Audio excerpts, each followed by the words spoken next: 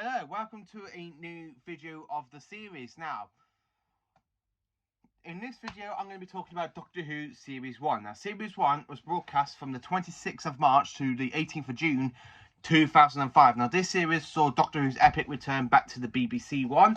We also have a new Doctor, aka Christopher Eccleston. We have a new companion named Rose Tyler. We have Northern Cole, who plays Mickey Smith. We have Carmen, somebody who plays Jackie Tyler. I can't always remember her last name, I'm afraid. And of course, we have the epic kind of story for John Barrowman as Captain Jack Harkness.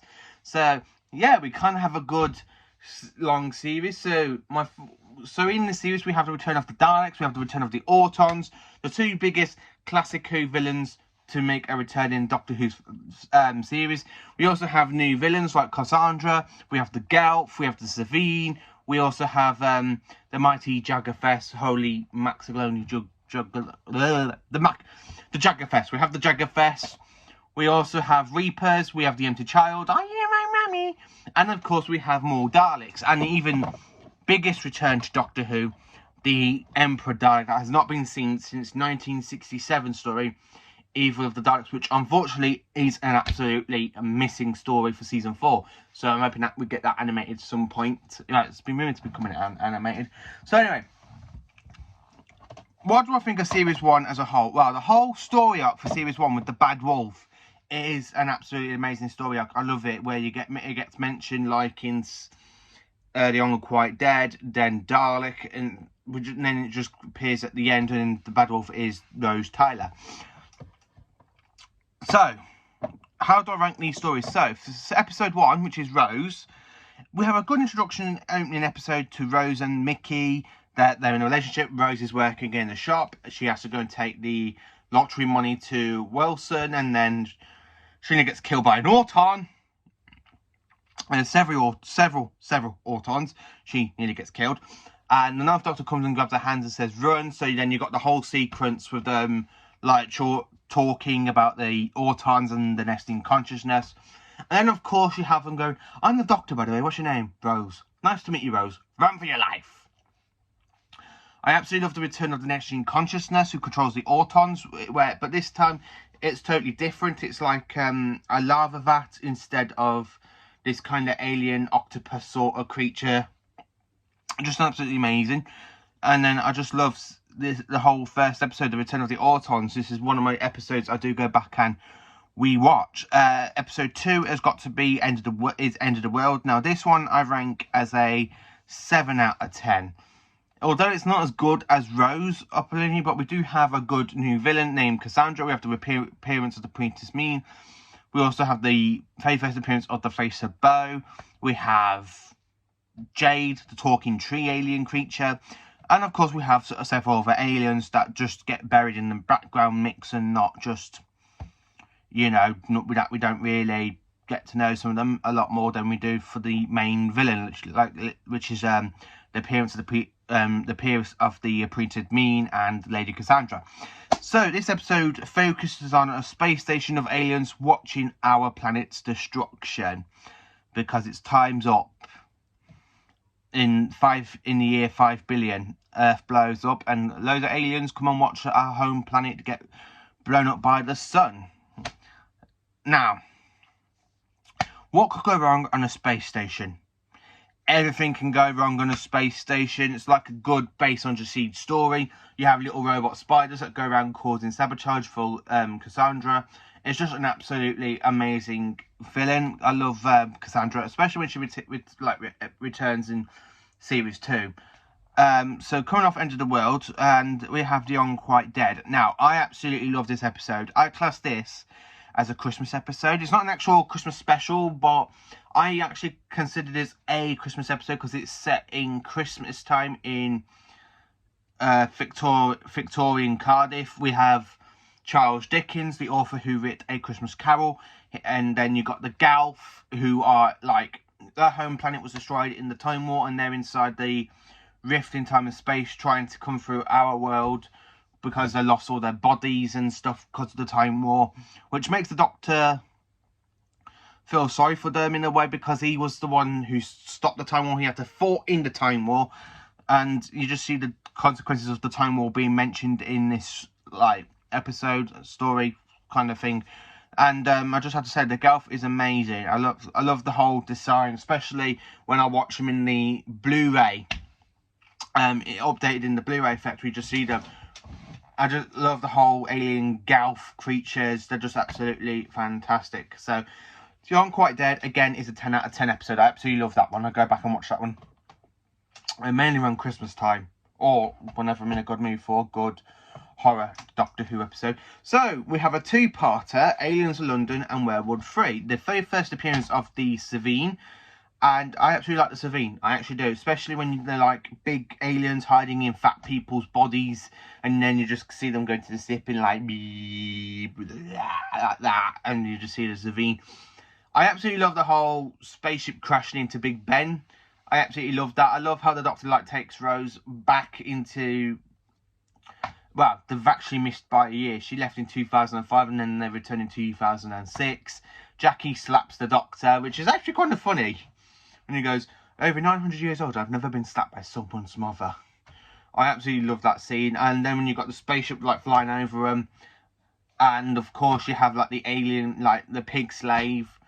Especially with the Doctor where he goes, when the soldier kills the pig slave, he goes, what was that for? It was scared. We have Harriet Jones, who again sees them skin somebody alive. It's just an absolutely cracking alien invasion of the Savine. I absolutely love this amazing episode. I love the Savine, especially when they're inside their human bodies. They do get a bit jokey by farting a lot, but I still have to say it is a pretty good two-parter. So the next one... Oh, hang on, sorry, I didn't rank Aliens of London Werewolf 3. Both of these episodes are a 10 out of 10. I just absolutely love them. And the next episode is Dalek. We have a return of one single Dalek, and this is done absolutely brilliantly. This actually shows off how one Dalek can actually be an entire whole menacing. The whole plot is absolutely fantastic.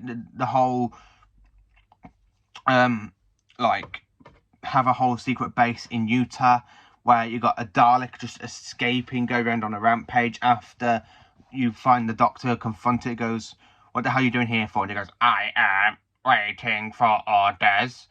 I am a soldier. I was bred to receive orders. And he goes, you're not going to get any. Not ever. I demand orders. He goes, you're not going to get any. Your race is dead. You're all burnt. All of you. The entire Dalek fleet wipe out in 1 second. You lie. I watched it happen. I made it happen. You destroyed us. The whole Dalek talking to the Doctor about the events of the Time War is just absolutely amazing. And you can see how dark the Doctor gets by facing one single Dalek after the events of the Time War. And I just absolutely love that. And sorry about the Dalek impression. I just love the Daleks. I love the voices. I absolutely love it. So, yeah, Dalek again is a 10 out of 10. I absolutely, as you can tell, I absolutely love this series. So, episode 7, The Long Game. Now, this one I feel is the second weakest link of this series. I like Simon Pegg's character, the editor in this, but I just find it really, really, really not as good as the rest of the series. But it is it is a bit of a strong story, but this one I do have to say is basically a 5 out of 10. I really don't like The Long Game. And again, for Father's Day. Now, Father's Day is an absolutely good paradox story. This one I do rent this as a 10 out of 10. And of course, we have the only appearance of the Reapers. Now, especially when you have them eat the Doctor and destroy the TARDIS's key, it's absolutely amazing. So, yeah. Father's Day is the 10 out of 10, absolute Father's Day. So, The Empty Child and The Doctor Dances. These two are another good two-parter. I just absolutely love the whole gas mask design. This story is actually set in World War II. The Doctor is chasing after a Chula warship, which was actually thrown at them in the Time Vortex by no other than our very own conman, Captain Jack Harkness, who later on becomes a companion. And Captain Jack is played by John Barrowman, the fantastic actor. I absolutely like John Barrowman as Captain Jack Harkness. I haven't really seen him in anything else because I actually do prefer him in Doctor Who and Torchwood. So, what can I actually say about The Empty Child? It's an absolutely fantastic, creepy horror. I would actually suggest, and I will say this actually, I have to say that The Empty Child and The Doctor Dances is actually up there with Pyramids of Mars and The Brain of Morbius as the most horrifying moment of Doctor Who, especially where you have that soldier, like, with the gas mask coming up the shoulders, like, throat. He's like, "Mommy!" And yeah, it's just such a good, creepy scene. I absolutely love The Doctor Dances. Specifically, it just shows how much the Doctor can actually be, especially when he's like having a go with Jack, and he goes, where Jack shows off the Sonic Blast, and he goes, it's Sonic, it's totally Sonic. He goes, a Sonic what? Screwdriver! I just absolutely love that moment. So yeah, The Empty Child and Doctor Dances, 10 out of 10 again. So episode 11. Now this one, you can actually tell they run out a little bit of the budget here, because this is set in Cardiff in modern day, and it sees the Doctor, Rose and Captain Jack refilling the TARDIS up on the rift in space and time, which later becomes Torchwood, the Torchwood hub. And of course we have Margaret Blaine, who aka is one of the last survivors of the Savine from Aliens London and Werewolf 3. And of course you have that whole massive chase scene between the two of them. I just absolutely love it, where she like teleports and the Doctor's there with the Sonic, and then she teleports again, Sonic again, like, and it just carries on for a little bit, and then it's an absolutely amazing scene. Boom Tomb, I have to say, this one is basically a 5 out of 10 because it's not as good as Aliens of London, but it is just not as real. As I said, it feels like the second, as I said, The Long Game is the first weakest link of this series. Boom Tomb is the second longest for me. Second, like, as I said, the second weakest episode. So then we have episodes 12 and 13, an amazing two-parter set on Satellite 5 from The Long Game, but this time it's done absolutely perfectly. So instead of where Satellite 5 was a news station in that story, in this story it's a game station. We have Big Brother, we also have Stars in Their Eyes, we have The Weakest Link, and we kind of have a game with the two androids with a stripped down John Barrowman, aka Captain Jack, and yeah. What can I actually say about this? I love the whole Big Brother thing with the Doctor. He goes, "The Doctor, you are in Big Brother house. Please do not swear." And he's like, "You've got to be kidding." And it's basically when he breaks a ton of rules, like when he does the Sonic device, when he uses that screwdriver to damage the house property. I just absolutely love it, especially that cliffhanger where you think Rose is dead, but instead it just turns out that she's been transmitted from the game station to a Dalek ship in orbit, which in this episode, the Daleks are here because the kit literally sending the humans over from the game station to become Daleks. Anybody who loses the game station in the game, like in Big Brother or Weakest Link, they get transmitted over to a Dalek ship to become a Dalek. Now that one is an absolutely kind of a fantastic sort of storyline, especially when you see it in like Resurrection of the Daleks, with Davros as the Great Healer turning humans into Daleks on the planet Necros. But this one is an actual kind of creepy. We have the return of the Emperor Dalek. Part of the ways, it's just an amazing Dalek story. You have the Daleks coming onto Satellite 5, exterminating everybody. It just shows how menacing Daleks can be. And then, of course, you have Rose absorbing the time vortex. She's trying to go and save the Doctor. And then the Doctor takes kisses her, and then he takes the time vortex out of her to save her life. And it ends up into regenerating into the 10th Doctor. So as a whole, this is series 10, but this is not series 10. As a whole, this series is absolutely fantastic. It's an amazing Heckleson series. As it says for ranking, Rose 10 out of 10, Aliens of London 7 out of 10, The Unquite Dead 10 out of 10, Aliens London Werewolf 3 10 out of 10, Dalek 10 out of 10, The Long Game, basically it's a 4 out of 10, Father's Day again is a 5 out of 10, The Empty Child and the Doctor Dances 10 out of 10, Boom Tomb 5 out of 10 again, and of course Bad Wolf and the Planet of the Waves 10 out of 10. I absolutely love Series 1. Eccleston is amazing as the 9th Doctor. I do wish he would have stayed for another series. So, to show you off, this is what I own for Series 1.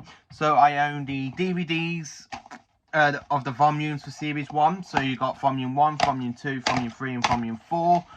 And then, of course, I own the big TARDIS box set of Series 1 with all these episodes in. And then again, I own the slimmer version because my mate Zach got me this for Christmas. So, yeah. And then, of course, I own it on the Blu-ray as well. I am after the steelbook of this.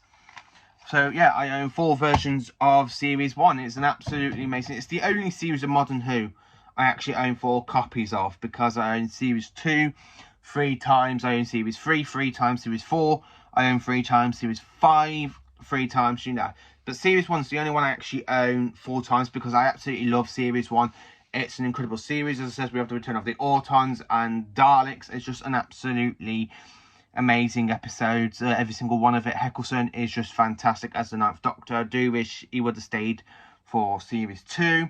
So, let me know in the comments what your favourite stories of Series 1. How far do you really enjoy Series 1? And thank you for watching this video. Please do like, subscribe and share to my channel. And I hope you all have a very good day. Just put the DVDs there. Thank you for watching.